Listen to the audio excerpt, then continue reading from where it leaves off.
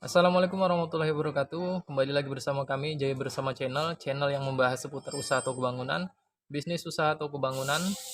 Kembali hari ini saya akan membuatkan video request dari teman-teman yaitu rumus pembagian hasil di toko bangunan. Tapi sebelumnya saya jelaskan kembali untuk rumus bagi hasil ini sebenarnya bisa digunakan di berbagai macam jenis usaha ya teman-teman. Jadi tidak berpatok pada usaha toko bangunan aja. Jadi ini rumusnya bisa dipakai di semua jenis usaha teman-teman. Oke, langsung saja. Oke, seperti yang teman-teman lihat di depan teman-teman sudah ada kolom atau lembar kerja Excel ya yang sudah saya buat seperti ini teman-teman. Ini ada 3 bagian ya. Saya buat 3 bagian. Yang pertama itu ada bagian untuk menentukan besaran modal yang dikeluarkan untuk masing-masing rekan kerja ya atau rekan bisnis. Kemudian ada juga eh, kolom untuk menentukan pekerjaan apa yang mereka lakukan dalam usaha tersebut.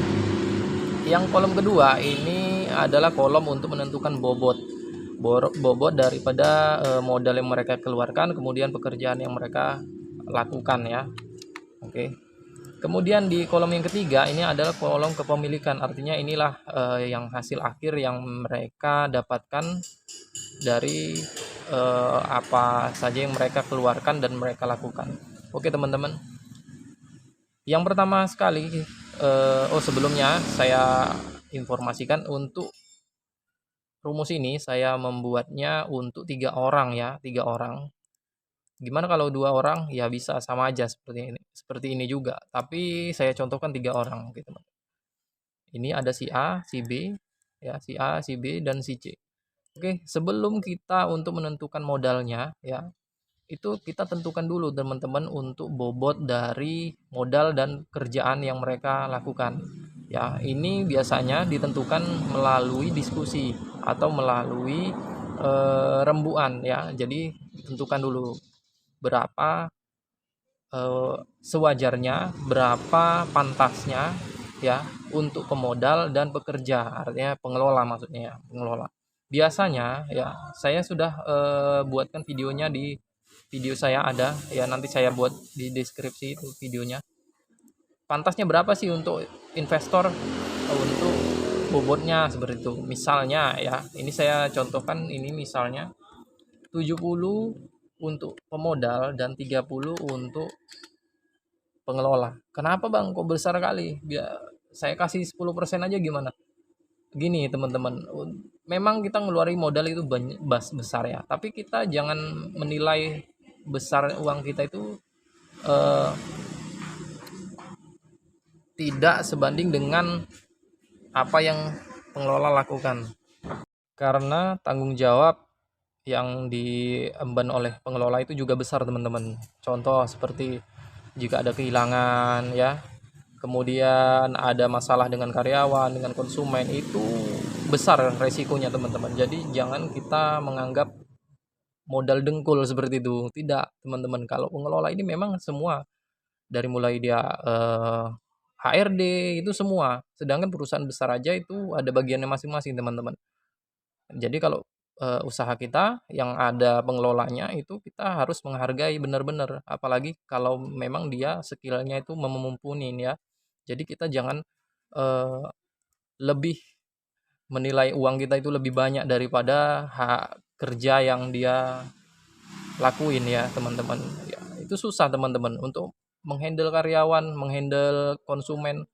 Konsumen protes itu kemana lari, yang kan nggak mungkin kita sebagai pengelola itu kalau misalnya ada konsumen yang protes itu kita larikan masalahnya ke investor ya kan. Ada konsumen protes nanti kita, oh ini bang ada yang protes, oh ini pak ada yang protes, kan enggak.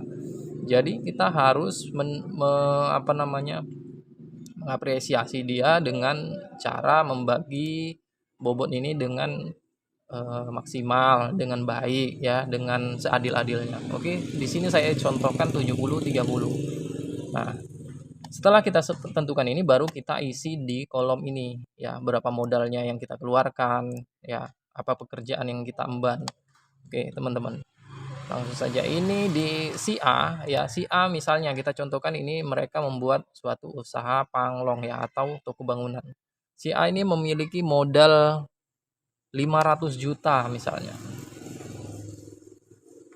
Ya, 500 juta. Sedangkan si B memiliki modal 300 juta. Nah, dan si C ini tidak memiliki modal sama sekali, teman-teman. Ya. Jadi hasilnya itu 800 juta dari modal si A, si B dan si C. Ya. Kemudian di kolom pekerjaan ini, nah, si A dengan modal 500 juta ini karena dia orangnya sibuk ya, banyak usahanya, dia sering bepergian, dia tidak ada waktu untuk menjalankan usaha ini. Jadi pekerjaan yang dilakukan ya hanya sebagai investor.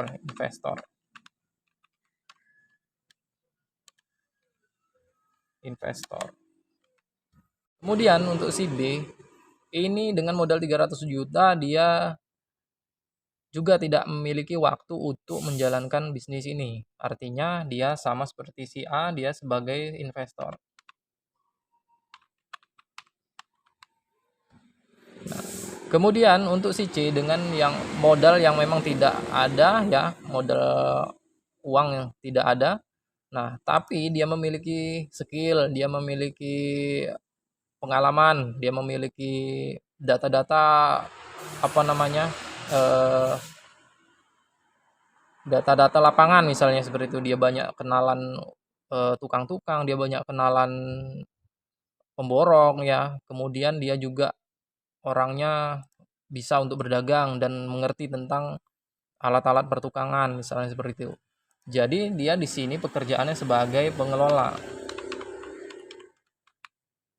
Nah, seperti ini teman-teman. Jadi selesai kita isi semua ini ya, bagian-bagiannya ya, modal-modalnya berapa, bagian pekerjaannya apa aja yang mereka emban, baru kita tentukan bobot dari modal yang akan dihasilkan di si A ya. Bobot dari modal si A. Ini kan tadi bobot dari modal keseluruhan, teman-teman. Modal dari usaha ini ya. Jadi ini bobot dari modal si A berapa, si B berapa, si C berapa. Oke. Caranya di bobot modal ini rumusnya sama dengan modal si A dibagi total modal usaha. Kemudian untuk si B begitu juga teman-teman. Modal si B dibagi dengan total modal yang mereka keluarkan. Kemudian si C seperti itu juga teman-teman. Dibagi total. Nah, hasilnya 100% ya. Untuk bobot pekerjaan si A, si B, dan si C ini ditentukan dengan cara melihat pekerjaan atau kegiatan yang mereka lakukan. Contoh seperti ini, si A investor, untuk otomatis dia tidak bisa untuk melakukan operasional, untuk mengkoordinir lapangan dan lain-lain. Otomatis dia tidak ada melakukan pekerjaan ya. Jadi nol. Kemudian si B seperti itu juga teman-teman, dia tidak ada waktu, dia tidak bisa ke toko misalnya seperti itu. Nah, untuk si pengelola otomatis dia 100% menghandle semua apa yang dikerjakan di toko atau di toko bangunan ya. Jadi persennya pastinya dia melakukan semua 100% ya. Nah, seperti ini teman-teman. Jadi kita sudah mengisi kolom yang kedua ini. Nah, kemudian setelah kita isi semua ini, kita ke kolom kepemilikan. Jadi ini kita tentukan di sini. Caranya untuk kolom si A kepemilikannya berapa persen itu seperti ini teman-teman. Sama dengan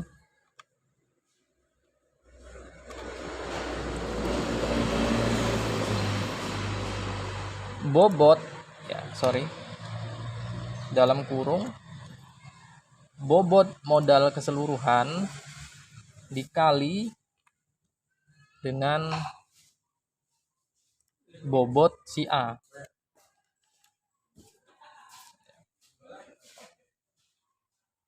Kemudian ditambah dalam kurung bobot pekerjaan keseluruhan dikali bobot si A dalam kurung.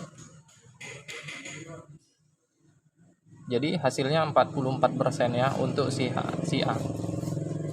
Kemudian untuk si B seperti itu juga teman-teman, sama dengan dalam kurung bobot keseluruhan dikali bobot si B, bobot mobile si B.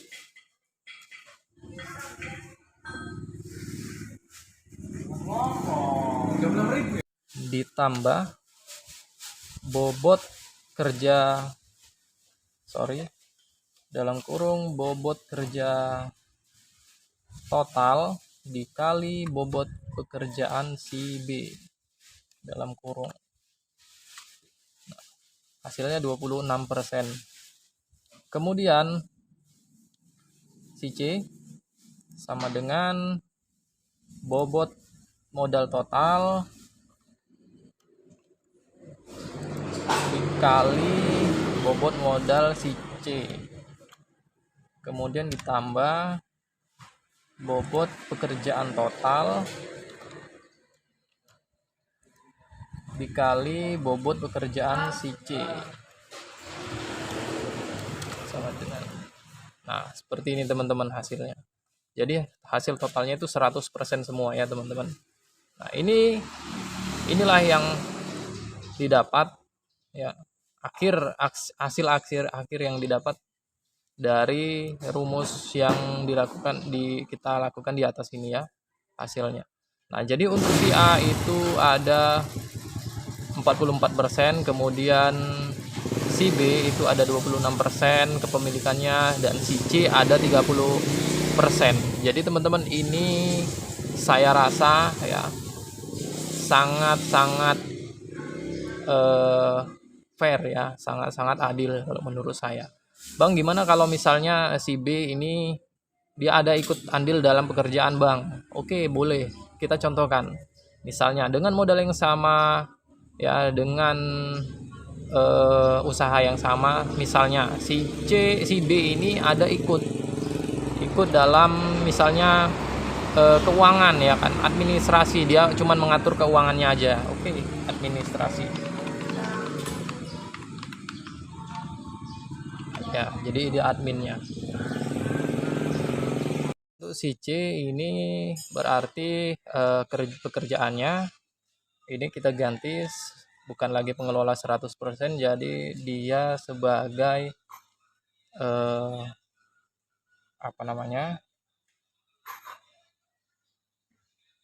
lapangan ya, artinya di kerja lapangannya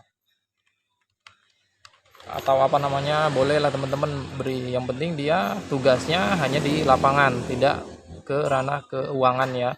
Jadi administrasinya itu yang mengelola itu si B. Jadi si C hanya kerja kasarnya, artinya dia yang jualin, kemudian dia yang ngatur anggota misalnya seperti itu, kemudian yang nerima orderan seperti itu teman-teman. Jadi untuk keuangannya itu dihandle si B. Nah, kemudian apa yang kita ubah? Ya, kita ubah hanya di pekerjaan saja teman-teman. Nah, kalau tadi ini di pekerjaannya, bobot pekerjaannya si C ini 100%, berarti dia tidak lagi 100% teman-teman. Jadi ini hasil rembukan juga teman-teman. Jadi untuk si C ini berapa bobotnya yang layak, kemudian untuk si B berapa yang layak. Kita contohkan di sini karena dia si B ini administrasi ya, kerjanya hanya mengatur keuangan, nggak terlalu berat ya kan. Jadi kita buat aja di sini 30% ya. Kemudian si C pastinya jadi tinggal 70% teman-teman. Nah, jadi ini udah otomatis langsung. Jadi kepemilikannya itu si A tetap, kemudian si B tambah jadi 35, dan kemudian si C tinggal 21% teman-teman. Jadi kalau kita sudah buat rumus seperti ini, kita bisa otak-atik untuk yang atasnya. Hanya saja kita harus menentukan bobotnya yang memang harus fair ya. adil. Kemudian bobot dari pekerjaannya ini kita tentukan secara bersama-sama, yang adil dan yang fair. Oke teman-teman, mudah-mudahan videonya bermanfaat buat teman-teman yang ingin meniru rumusnya, boleh silahkan. Kemudian buat teman-teman yang ingin bertanya-tanya, silahkan di kolom komentar. Terima kasih teman-teman. Assalamualaikum warahmatullahi wabarakatuh.